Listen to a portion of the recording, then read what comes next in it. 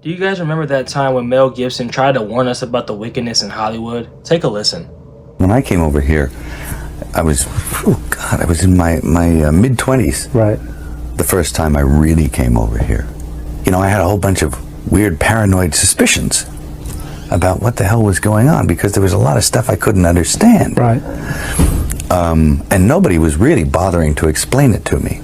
They don't. And and I formed a bunch of opinions about the town and about the people in it that were like, surely that couldn't be, because a whole place can't be like, you know, Weird Town, you know, where the stranger wanders in and all the people are in the bar and they all shut up when he looks at them and they tell you don't go into the house on the hill, and it's like that. And then you go away and you think, no, I was wrong. I mean, that's insane thinking. I'm paranoid.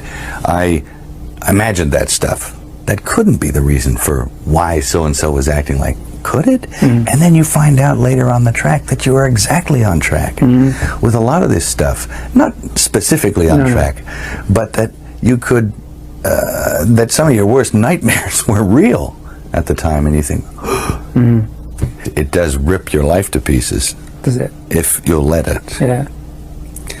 And it's always pounding at the walls. These little guys, these little heathens with no soul downstairs with horns on their head with a battering ram trying to like beat your walls in. Yeah. But it doesn't take very long before you realize, or before it gets to you.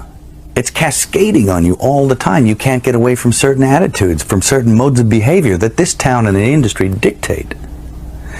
And no matter how strong you are, when you come in off the farm with those convictions and a certain line of attack, no matter how strong you are going to be affected by this place. It's going to divert you from where you were going. Sure. You're going to be diverted. You'll eat yourself alive here. And I think it takes that kind of cockroach resilience to survive in this town. I mean, this is a bizarre place. The social contract. You can't get mad. You can't get mad.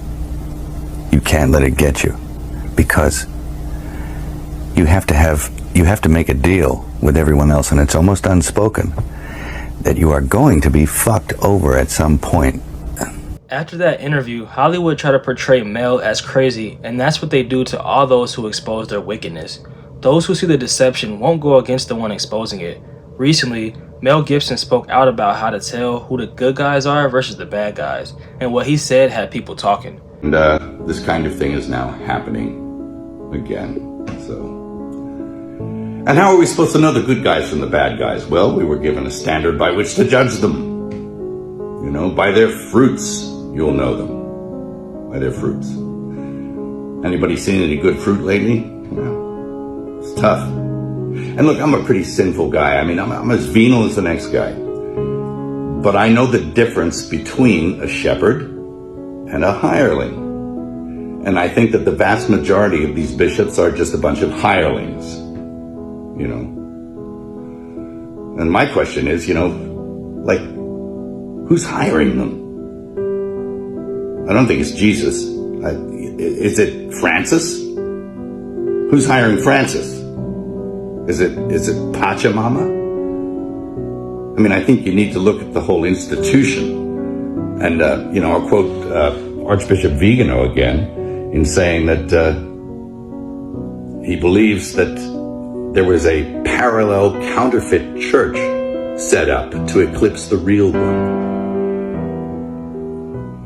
He's suggesting usurpation or an inside job. It seems that way. Anyway, of course we know the gates of hell will not prevail against it. You know, the victory is God's, not ours.